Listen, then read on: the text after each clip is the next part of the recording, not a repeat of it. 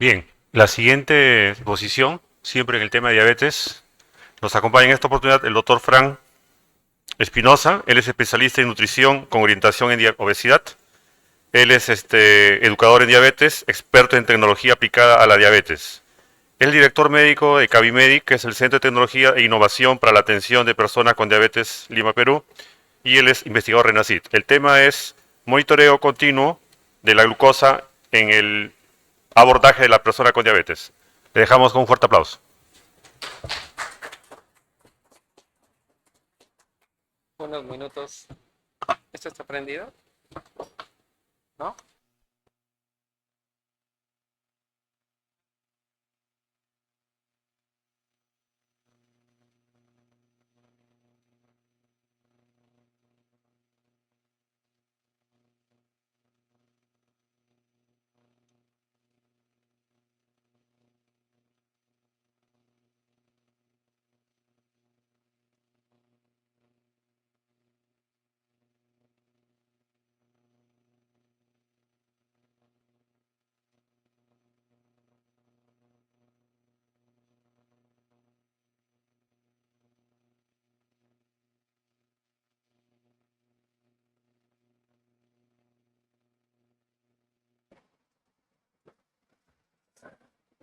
Hola, ahora sí. Eh, ¿Puedo pasar con esto o no? No, no puedo pasar. Ok, está bien. Buenos días, muchas gracias a la Sociedad Peruana de Medicina Interna por la invitación, amigos que veo hace cierto tiempo. Perdón que hay algo técnico que no me deja avanzar. Creo que ahí vamos bien. Vamos a revisar lo que es el monitoreo continuo. Hace poquito pasaron mis conflictos de interés. Denme un segundo que esto no anda bien.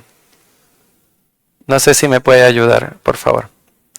Mil disculpas. Voy a sacarle la transformación.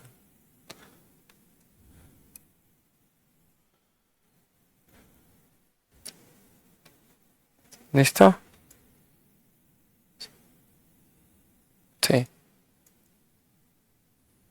Tengo que sacarle la transformación o algo por el estilo.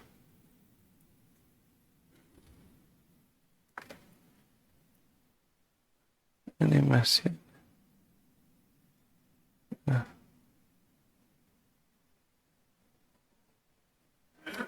Muy bien.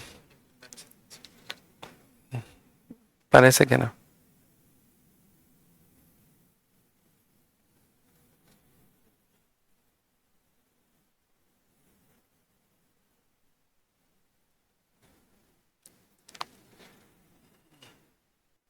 Ahí, anda para atrás. Bueno, muy bien. No, tranquilos que no son las 110 diapositivas que están, son muy poquitas. Voy a respetar el tiempo, ya me lo estuvieron corriendo. Así que vamos un poquito rápido. Vamos a revisar el monitoreo continuo de la glucosa. Creo que sí. Ah, no, está muy bien. No. Bueno. No sé de qué forma o por qué tengo este tema técnico, si me pueden ayudar, pero lo vamos a poner acá. Bien. Primero, ubicarnos. Hoy la diabetes ya no es tipo 1 ni tipo 2, es una diabetes que tiene múltiples dimensiones, inclusive ahora se habla de una diabetes tipo 5. Lo que quiero que veamos es que siempre entendemos al paciente por el perfil que el paciente les presenta, y uno de esos perfiles es el perfil de la glucosa. Así como debemos romper el esquema de que la diabetes tipo 1 solo existe en los chicos, hoy en nuestro país, 1 de cada 2 personas que presentan diabetes tipo 1 es adulto.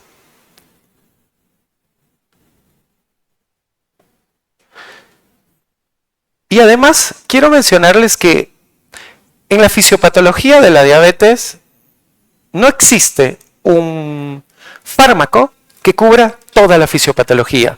Ya no son 8, son 13. Sin embargo, ay, por Dios, sin embargo, el común denominador es y va a continuar siendo la hiperglicemia. La hiperglicemia que con el tiempo y paciente tras paciente,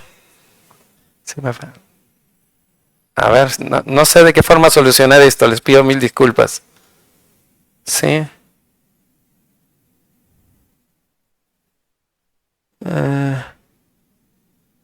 Si alguien es muy técnico para poderme ayudar. Muy bien.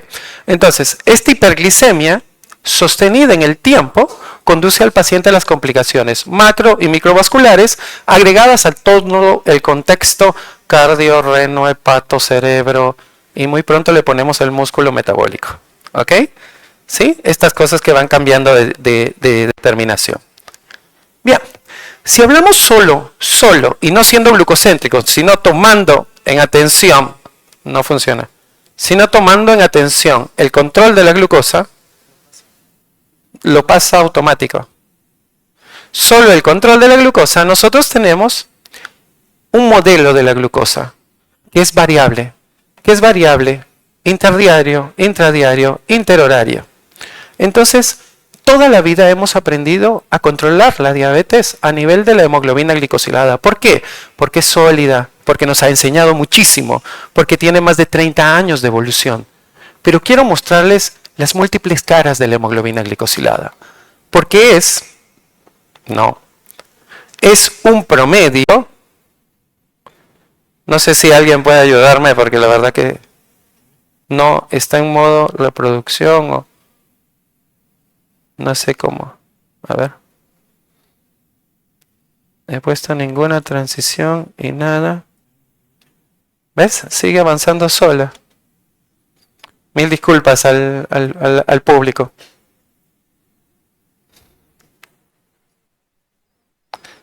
Bueno, igual sigo hablando con ustedes. La hemoglobina glicosilada nos ha enseñado mucho, que tenemos que tener al paciente en 7. Pero lo reto a lo siguiente, si ustedes vivieran con diabetes, ¿qué hemoglobina glicosilada les gustaría tener? A mí 7 es como estar aquí en la cornisa, porque por encima de 7 están las complicaciones y por debajo de 7 no. Pero saben que existen personas que con 6.8, 6.5 se complican y tienen neuropatía. Ese es el reto actual en nuestro país. Lamentablemente solo 2 o 3 de cada 10 personas logran el control de 7. Y si nos vamos a 6, posiblemente no lleguemos a 1. O sea, no están las personas como nos gustaría que estén. Perfecto, gracias. Entonces, ¿cuáles son los hitos en el control de la glucosa? Ahora sí, ¿lo pruebo? Perfecto, anda bárbaro. Los hitos en el control. Un aplauso para mi amigo que me acaba de ayudar. Y voy a optimizar el tiempo. Bien, es el control de la glucosa que se hace a nivel de hemoglobina glicosilada, pero ahora, miren, en los años 2019-2020 aparece el famoso tiempo en rango. Y les traigo lo de este año, que son, como dice la guía más leída por los diabetólogos, internistas, médicos de atención primaria, que es la guía de los estándares de cuidado de la Asociación Americana de Diabetes. Dice que si ustedes tienen a una persona que vive con diabetes tipo 2, deberían recomendarle una hemoglobina glicosilada menor a 7, en general. Si le miden la glucosa en ayunas, menor a 130. Y si le miden postprandial, menor a 180. Pero atención, no el 2 horas. Porque les aseguro que si se come un buen desayuno como un chicharrón, ese 2 horas postprandial le va a durar más de 5 por la grasa. Pero aparece una nueva métrica, que es el tiempo en rango. El tiempo en rango, y vamos a descubrir en monitoreo, perdón para amigos que veo acá que ya conocen, pero vamos a tratar de hacerlo generalizado, ¿qué es el tiempo en rango? Bien, el tiempo en rango se construye con dispositivos que son los monitores continuos de glucosa. ¿Qué son los monitores continuos de glucosa? Es un dispositivo que se aplica en la piel. ¿Cómo funciona? El sensor, a través de una reacción de glucosa, ¿sí?, mide y transmite. ¿Y cuál es su precisión? Porque hay que dudar de todos los métodos. ¿Cuál es la precisión? La medimos habitualmente con bar, que ya vamos a ver qué es. Y este es el sensor. Pero atentos, esto es tecnología aplicada a las personas de diabetes. Y les muestro, todo es el mapa de tecnología. No solamente es monitores continuos, y espero que la próxima podamos revisar para médicos internistas todas las tecnologías que están hoy en nuestro país que se pueden aplicar a las personas con diabetes, obesidad, prediabetes. Y muchas gracias a la sociedad porque tuvimos un hermoso taller que estuvieron todos invitados para de uso de tecnologías aplicadas a la diabetes. Bien. Entonces, ¿cómo se construye el tiempo en rango? Lo reto a 2 puntos. El primero es marcar un rango. Si yo a cada uno de ustedes le pongo 10 unidades de insulina rápida, en promedio, y hacemos un estudio clínico, cerramos la puerta, nadie se va a morir, tranquilos, les pongo insulina, en promedio cuando toquen el 70, sus hormonas contrarreguladoras los empiezan a defender. Lo mismo sucede en las personas con diabetes. Pero si dejo que eso se vaya en promedio por debajo de 54, empieza a afectarse el de acá, el sensorio. Por eso son las dos determinaciones que tenemos los especialistas para decir hipoglucemia. Hipoglucemia nivel 1 e hipoglucemia nivel 2. Y por eso el límite inferior de glucosa en una persona con diabetes es 70, diabetes tipo 1, tipo 2. Sin embargo, si ahora empezamos a servir el desayuno, jugos, y les pongo un catéter y les pongo glucosa a cada uno de ustedes, endovenosa, en promedio, cuando toquemos los 180, empieza a aparecer la glucosuria. Porque los SGLT2 se saturan y el paciente empieza a perder glucosa por la orina. Por eso se marcó este tiempo, este rango. Hablemos de tiempo, hablemos de 24 horas. ¿Sí? Entonces, si queremos marcar a un paciente un camino, le podemos decir, yo quiero que usted esté en menos de 70 y usted no supere el 180. Y que pase la mayor parte del tiempo en ese rango. Y eso se construye y constituye el tiempo en rango. Espero me den los 5 minutos que me han robado, si no voy a acelerar. Bien, si tienen una persona con glucometría y les aparecen estas glucometrías, ustedes dirían es bárbaro. Pero si la persona, yo le pongo un monitor continuo que mide cada 1 minuto a 3 el valor de la glucosa, pues empiezan a aparecer todo lo que constituye este diario de glucosa del paciente. Teniendo en cuenta que 1%, si yo divido ese día en 24 horas en el 100%, 1% son 15 minutos. ¿Vamos bien? Rango, tiempo. 1% de ese rango son 15 minutos. Bien. Cada paciente que incrementa 5% su tiempo en rango, baja su hemoglobina glicosilada 0.4 a 0.6. 5%. ¿Y por qué es importante? Porque ya hay muchos estudios que nos avalan que cualquier persona que tiene más del 70% del tiempo en rango les garantiza una hemoglobina glicosilada menor a 7. Quiere decir que puedo respaldar los estudios clínicos de esa métrica de la cual hemos aprendido. Sin embargo, los invito a pensar de forma distinta, fuera de la caja. Como la hemoglobina glicosilada, como el nombre de la película, las glucometrías, como los actores o las fotos, y el monitoreo continuo como la película realmente. Por lo cual, voy a pasar esto. Estos son los tiempos en rangos que se recomiendan para las personas que viven con diabetes. Y no es igual, porque en diabetes tipo 1 y tipo 2 se recomienda 70%. Recuerden, con 70% aseguro una A1C menor a 7, pero si el paciente tiene 80 o 90% dentro de ese rango de 70 a 180, pues le va a ir mucho mejor. Sin embargo, en diabetes gestacional o en personas con perfil de fragilidad, los tiempos en rangos cambian. Por ejemplo, en gestacional, el rango es 63-140. Y ya lo vamos a ver como buena parte clínica. Subir 5% el tiempo en rango, baja la retinopatía 22%, baja la nefropatía y 10% pues le va mucho mejor al paciente, la complicación microvascular. ¿Cómo se informa?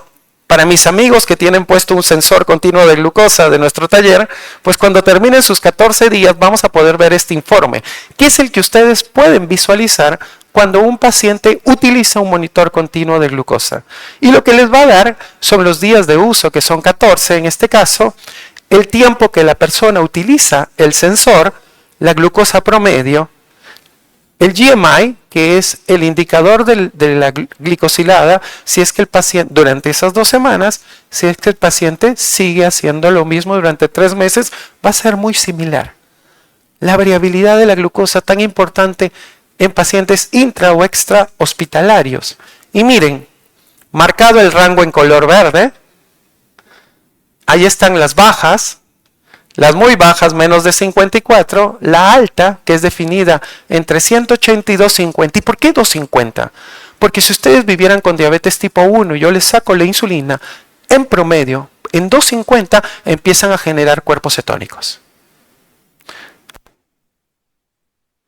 Este es mi monitoreo continuo, por eso no hay ni altas ni bajas. Y como pueden ver, pueden estudiar al paciente qué sucede de noche, así como qué sucede durante el día. Recientemente hablaban, debemos aprender a insulinizar. La insulina basal análoga se ve de noche. El resto de los medicamentos se ven de día. Y en esto los invito también a pensar, porque vamos a meternos a la parte clínica, en qué medicamentos tenemos para la diabetes. Insulina basal, que la van a ver actuar siempre cuando el paciente está durmiendo, cuando no come o no tiene insulina activa. Rápida. La otra es la insulina prandial, que es la insulina de la comida. Pero atentos aquí. Paciente con A1C de 7.2 con 2 dosis de metformina en nuestra parte clínica. ¿Y qué hacemos habitualmente? Le damos una tercera dosis. Metformina controla la glucosa a nivel hepático. Quiere decir que cuando la glucosa hace las excursiones por la comida tan importante en nuestro país, no le hace nada. Ahí es donde debería empezar a pensar, y los invito a que los SLGT2, los DPP4, los GLP1 cubren la excursión de la glucosa, o sea, cubren al paciente cuando come. Hay un muy excelente estudio, el Verify, que le dieron metformina y un DPP4 versus metformina, y los pacientes se mantienen más controlados cuando combino. ¿Por qué? Porque le cubro cuando duerme y la excursión. Empecemos a pensar así para lograr objetivos glucémicos, además de la prevención cardiorreno-metabólica. Pero vamos a avanzar. Por el otro lado, la variabilidad de la glucosa. Saben que la variabilidad, independientemente del valor de glucosa en los pacientes hospitalizados y externados, les va muy mal. El cuerpo no está acostumbrado a estar en 200 y venirse en picada a 50. Le va muy mal. Inclusive, si está en 300 y se llega a 100 y viene en el corto plazo, le va muy mal. Eso se llama variabilidad de la glucosa. Y el monitoreo continuo construye una métrica que se llama coeficiente de variabilidad, que cuando estás por encima de 36, incremento tu riesgo de hipoglucemias severas. Todo eso lo puedo estimar con un monitoreo continuo de la glucosa.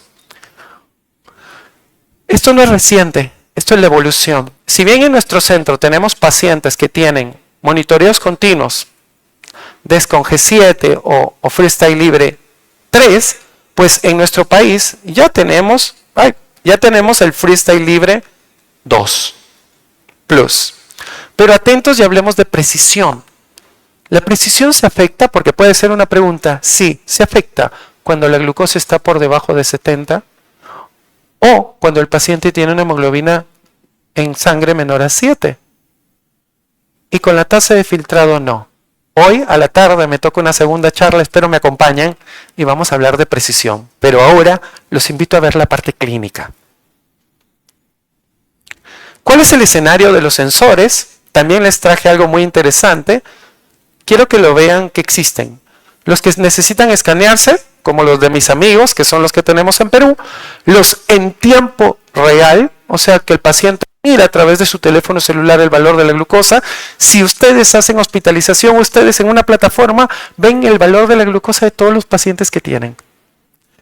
Pero además les quiero traer de que hay una evolución que viene el año que viene, que son sensores con modelos de inteligencia artificial que le avisan al paciente y al hospitalizado si es que va a ser hipoglucemia o no.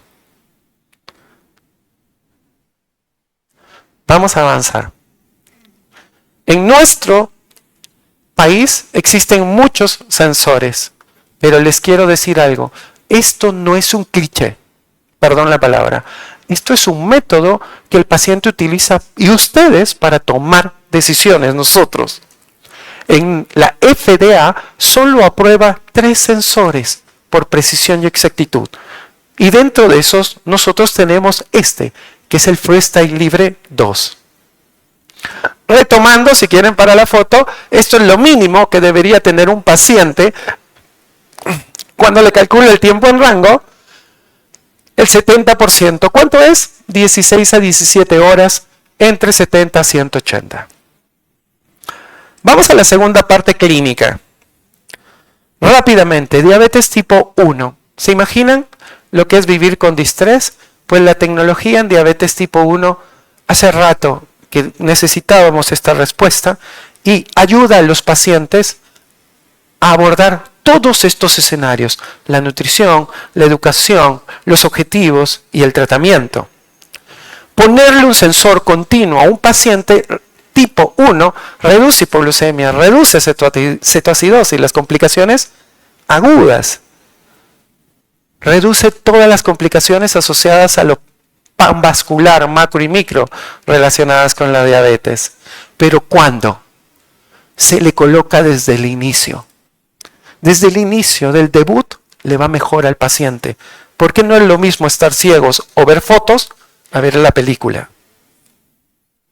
Por eso, el monitoreo continuo en diabetes tipo 1, independiente del nivel de hemoglobina glicosilada, la reduce.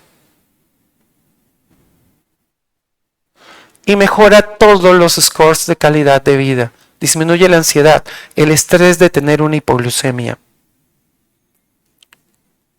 En nuestra experiencia clínica, en nuestro centro, perdón por los datos, son 65 pacientes, bajaron la hemoglobina glicosilada y incrementaron su tiempo en rango desde el inicio hasta los 6 meses.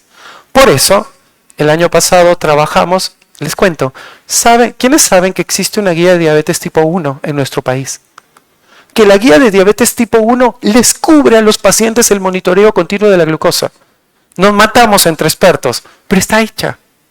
Y felicito a los hospitales que ya tienen monitoreo continuo para las personas que viven con diabetes tipo 1. Pasamos a otro perfil. Pasemos a diabetes gestacional, perdón. Monitoreo continuo en diabetes gestacional, porque a veces nos toca, nos pasa. Este es el estudio CONCEPT. Recuerden que el rango baja a 140 y 63. Y miren, usar glucómetro 7 veces versus usar monitoreo continuo del paciente mejora la hemoglobina glicosilada en 1% y el tiempo en rango en 7%. ¿Y cuál es el impacto de esto? Parece que no quieres. Que largo para la edad gestacional, que la hipoglucemia neonatal y la micción en UCI, necesito tratar 6 personas para reducir un evento. Es de impacto. Ponerle un monitoreo continuo a una embarazada desde el diagnóstico de diabetes gestacional. ¿Y por qué es importante? Si logran ese tiempo en rango, más del 65% van a lograr disminuir los eventos durante el embarazo. Y eso no puede esperar.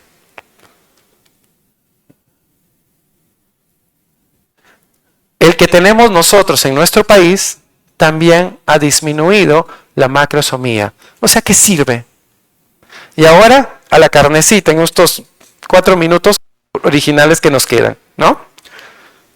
4, pero me restaron, me agregó lo que me quedan, así, 7. 3:43 dice acá. Bueno, vamos a acordar. Ok, bien. Las caras de nuestro país. 1 o 2 de cada 10 diabéticos, personas que viven con diabetes mellitus, o tienen enfermedad cardiovascular o tienen enfermedad renal. Sépanlo, ¿sí? Este paciente es en el debut. La típica en nuestro país, hipertrigliceridémico, debe tener más de 5 años de diabetes, según eso, 1 año de diagnóstico. Su riesgo cardiovascular no tiene enfermedad renal ni cardiovascular establecida, pero atentos. ¿Es el monitoreo continuo posible al diagnóstico durante las complicaciones asociadas, durante la hospitalización o en el evento cardiovascular útil cuando lo internan al paciente? Vamos para adelante con estos 2 minutos. Primero, la ADA dice que lo deberíamos utilizar. Ustedes van a la guía, pero atentos. La guía de la ADA, nos encanta ver ese cuadrito, pero quiero que lean, no van a poder leer este cuadro chiquito, que dice, cuando la persona no logra el objetivo, porque no puede lograr el objetivo de A1C, póngale un monitoreo continuo para saber qué es lo que pasa antes de tomar una segunda decisión. ¿Ok? Bien. ¿Y qué sucede en los médicos de primer contacto, en el clínico, en el médico de primer contacto? Utilizarlo en personas con insulina basal incrementa la posibilidad de logro de meta con un programa educativo, con Basal o Basal Plus, porque nuestros pacientes en Perú llegan muy hiperglicémicos y les tenemos que poner insulina basal, pues si le ponen un monitoreo continuo le va a ir mejor. ¿Y qué dicen los estudios clínicos? Si no le pongo insulina, este estudio me gusta que se llama el Prisma, mejora el tiempo en rango, definitivamente. Y eso mejora los resultados clínicos del paciente en 3 meses, no en 5 años. ¿Qué dice la ADA en la hospitalización? ¿Qué dice para los médicos que hacen hospitalización? Realizar una prueba de A1C. Si la persona tiene glucosa más de 140 o diabetes, realizar una A1C.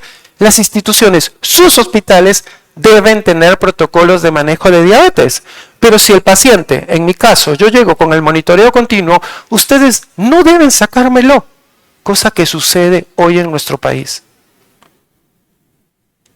¿De dónde aprendimos esto? Mientras en nuestro país 7 de cada 10 personas se morían por COVID cuando hacían hiperglicemias o cetoacidosis y duplicaban su valor de glucosa. Pueden buscar como autor en esos artículos. Duplicaban su valor de glucosa y les hacían 2 controles de glucosa. En Estados Unidos les hacían monitoreo continuo y la mortalidad se bajaba a la mitad. ¿Qué les traigo del último Congreso de Tecnologías?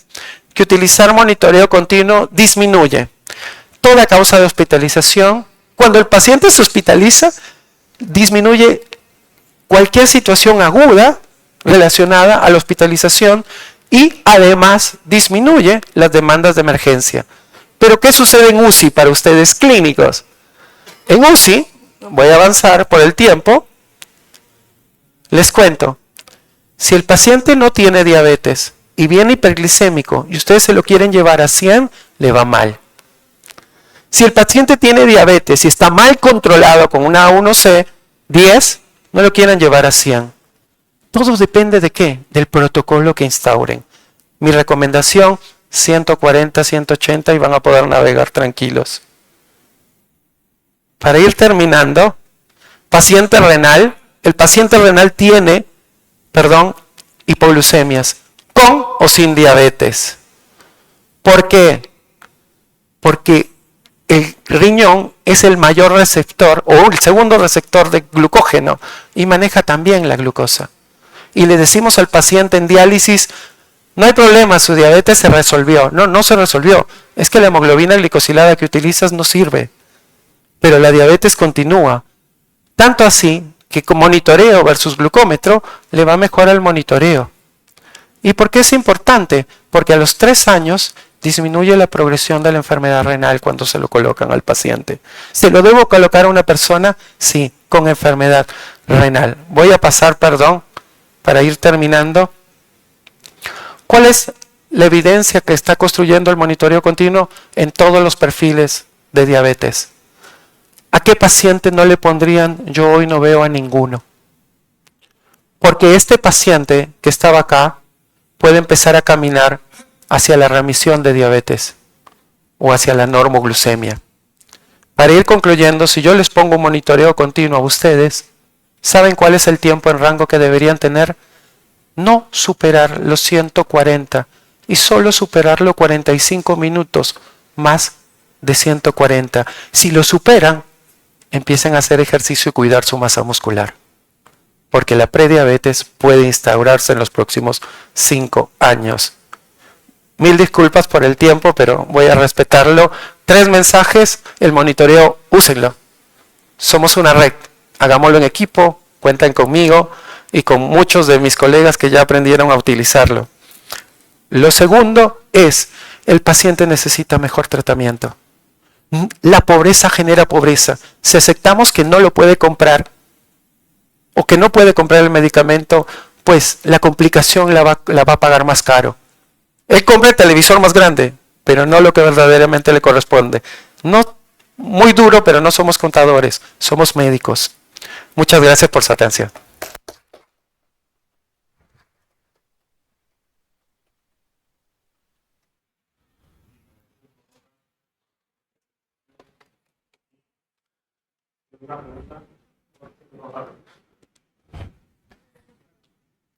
Amigo.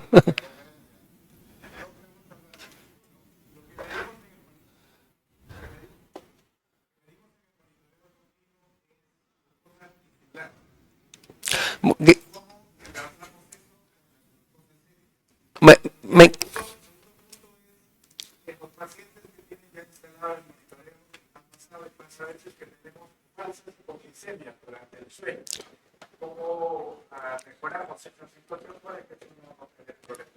Me encantó la pregunta, muchísimas gracias. Les cuento, nosotros tenemos tres formas de medir la glucosa, a nivel venoso, a nivel capilar y a nivel intersticial, como es el monitoreo continuo de la glucosa.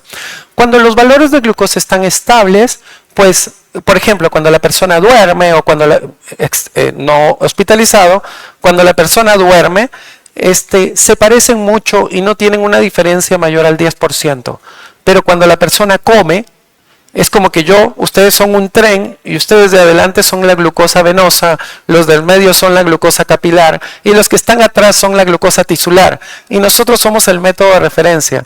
Pues primero vamos a ver a ellos, luego vamos a ver al que sigue y luego al último. La glucosa a nivel intersticial tiene un tiempo de demora, time lag se llama, entre el valor que mide venoso y el intersticial cuando el paciente hace excursiones o cuando hace descensos.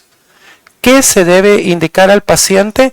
Si utilizo un monitoreo continuo que es fiable otra vez. Hoy a la tarde los invito a la charla para hablar de fiabilidad, ¿ok? Si es fiable, le digo que solo se fije en el monitoreo continuo de la glucosa. La única excepción es cuando los valores de glucosa están por debajo de 70, porque si se dieron cuenta, todos los monitores pierden precisión, pero también los glucómetros. Hoy a la tarde, ayúdenme con esta pregunta. ¿Confían en los glucómetros que tienen en sus hospitales? Bueno, lo vemos más tarde. Que espero haber contestado. Gracias por la pregunta, amigo. Y en la hospitalización, yo le pondría por eso, le pongo una CTO, le programo 100 de glucosa, no 70. Entonces, con el nuevo, con el Freestyle Libre 2, le pongo una alarma al paciente en 90 y 100 para que no se esté yendo para abajo. Pero si aparecen, ahí, solo ahí, hay que corroborarlo con glucómetro. Con un buen glucómetro.